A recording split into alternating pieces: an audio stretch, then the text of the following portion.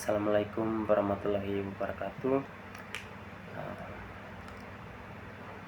Perkenalkan, saya Yandi Falbik Sademade dengan nomor NIM 2504 0209 0015. Oke, teman-teman semua, pada kesempatan ini kita sama-sama membahas sebuah fenomena yang cukup sering terjadi di lingkungan sekolah, lingkungan masyarakat ya, itu bullying. Nah, dan bagaimana hal tersebut bisa dikaitkan dengan nilai-nilai dalam pendidikan kewarganegaraan kritis. Seperti yang kita ketahui, pendidikan itu bukan hanya tentang pengetahuan, tapi juga tentang pembentukan karakter maupun sikap. Misalnya seorang siswa mungkin pintar dalam pelajaran, tapi kalau dia tidak bisa menghargai orang lain, berarti proses pendidikannya belum sepenuhnya berhasil.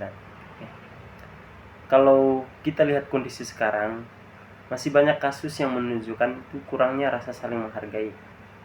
Contoh seperti mengejek teman ketika penampilan, karena penampilan, misalnya diejek karena badan gemuk atau kurus.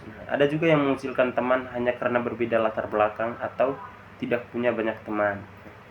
Bahkan ada yang sampai mendorong, memukul atau mengambil barang milik temannya sendiri itu. Hal-hal seperti ini sering dianggap bercanda, tapi bagi korban itu bisa sangat menyakitkan. Misalnya korban jadi tidak percaya diri, takut ke sekolah, atau lebih memilih diam juga menyendiri. Nah, supaya lebih jelas, kita lihat dulu contoh nyata melalui video yang saya akan tampilkan sebentar. Kita simak sama-sama ya teman-teman.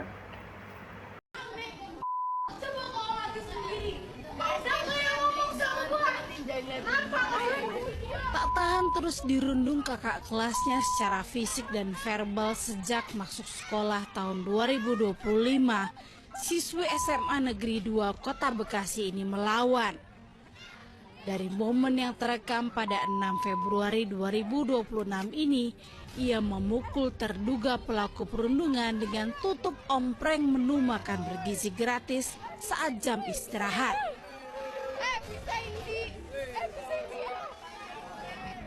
Tapi dari kejadian anak saya nurunin HP-nya dia, itu ditendang berbarengan dan dijambak anak saya.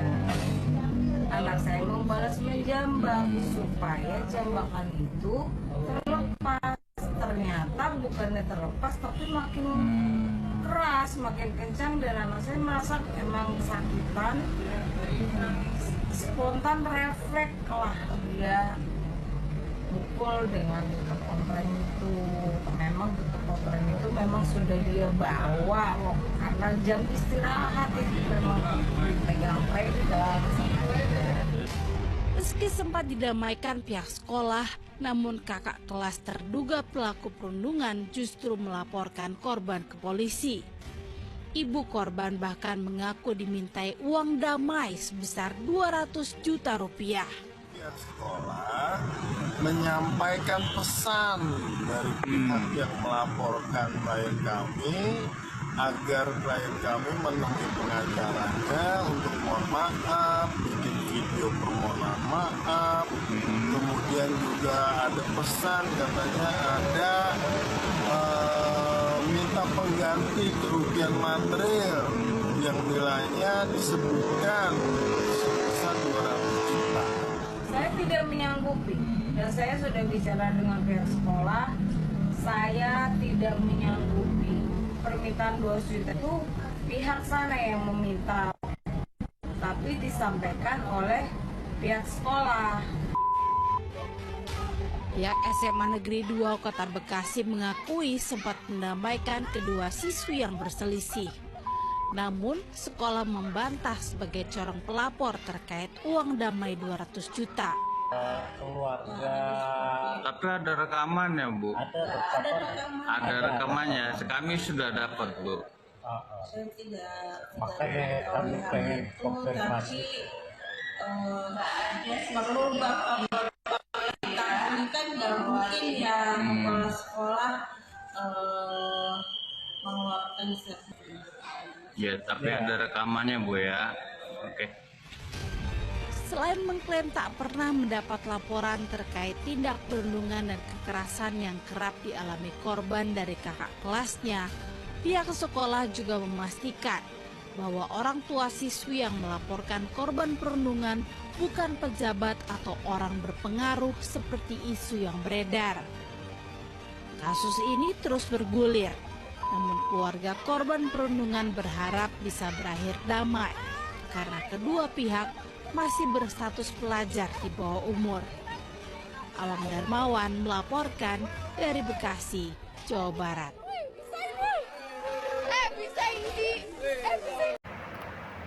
Oke, dari video tadi kita bisa melihat bahwa bullying ini benar-benar terjadi di lingkungan sekolah ya. Dalam video tersebut terlihat ada seorang siswa yang menjadi korban perundungan, baik secara verbal maupun secara fisik.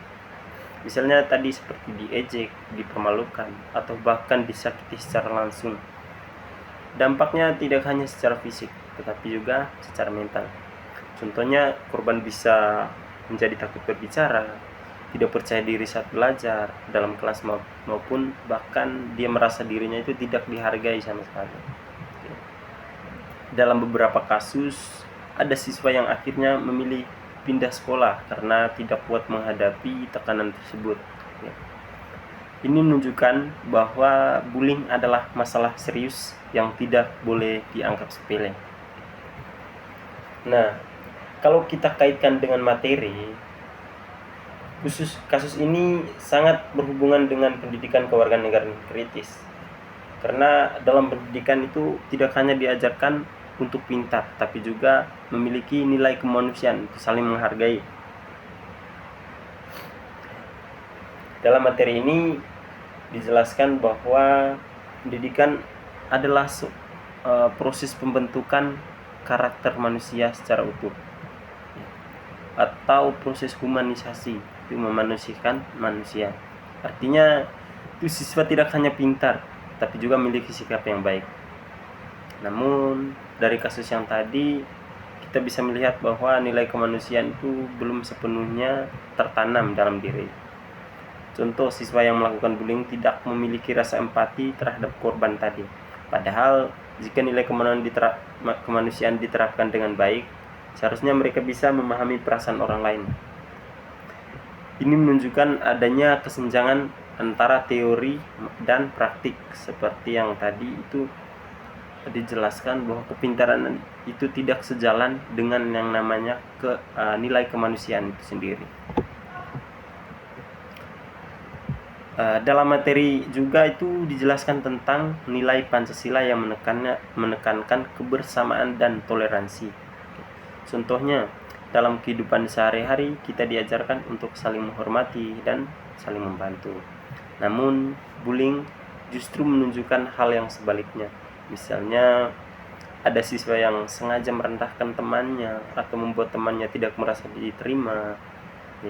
Ini berarti nilai-nilai tersebut belum benar-benar diterapkan dalam kehidupan sehari-hari. Untuk mengatasi masalah ini, itu guru perlu menggunakan strategi yang tepat. Misalnya dengan mengajak siswa berdiskusi tentang kasus bullying. Contohnya guru bisa bertanya, bagaimana perasaan kalian jika berada di posisi korban, gitu. Seperti yang kita lihat di video tadi. Dengan cara ini, siswa juga bisa belajar memahami perasaan orang lain. Selain itu, bisa juga bekerja kelompok agar siswa saling bekerja sama, maupun melatih menghargai pendapat orang lain, pendapat teman.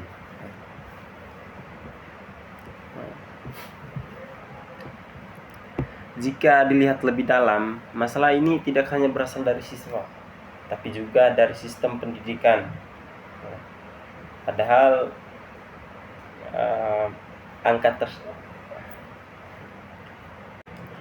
contohnya itu penilaian karakter sering hanya berupa angka atau nilai rapor ya. Padahal angka tersebut belum tentu mencerminkan perilaku siswa yang sebenarnya. Misalnya siswa baru saja mendapatkan nilai baik tetapi masih melakukan bullying. Ini menunjukkan bahwa penilaian karakter itu belum maksimal atau belum ditanamkan dalam dirinya. Oke, baik, di sini kita akan sama-sama mencari solusinya ya. Dari permasalahan tersebut ada beberapa solusi yang bisa dilakukan, yang mungkin saya bisa jelaskan. Yang pertama itu dari sisi guru. Nah, contohnya guru menunjukkan sikap menghargai semua siswa tanpa membedakan. Dua, dari metode pelajaran. Itu pembelajaran harus interaktif, contohnya diskusi, studi kasus atau role play tentang bullying. Ketiga, dari lingkungan sekolah. Nah, sekolah harus menciptakan suasana yang aman, nyaman ya. Yang ketiga itu dari lingkungan sekolah. Sekolah harus menciptakan suasana yang aman, contohnya itu membuat aturan anti bullying dan menyediakan tempat pengaduan. Nah, keempat, dari siswa. Siswa harus belajar memiliki empati, rasa saling menghargai, contohnya membantu teman yang kesulitan dan tidak ikut-ikutan mengejek. Nah, yang kelima itu penegakan aturan. Sekolah harus tegas, karena aturan dari sekolah itu sangat penting juga. Contohnya itu memberikan sanksi kepada pelaku agar ada efek jera. Nah, dengan solusi ini diharapkan bullying bisa berkurang. Oke. Baik teman-teman, jadi dari penjelasan tadi kita lihat sama-sama videonya itu, kesimpulannya itu kasus bullying itu menunjukkan bahwa pendidikan masih memiliki tantangannya dalam pembentukan karakter siswa. Pendidikan itu tidak boleh hanya berfokus pada akademik, tetapi juga harus menanamkan nilai kemanusiaan. Karena yang dibutuhkan itu bukan hanya siswa yang pintar, tetapi juga memiliki empati ataupun karakter sikap yang baik. Nah, dari sekian penjelasan dari saya, mungkin itu saja yang saya pahami dari beberapa materi ini. Kalau misal ada masukan, saya berikan kesempatan di kolom komentar ya teman-teman. Oke, terima kasih. Assalamualaikum warahmatullahi wabarakatuh. Shalom, Om Swastiastu, Namo Buddhaya, salam kebajikan, Rahayu.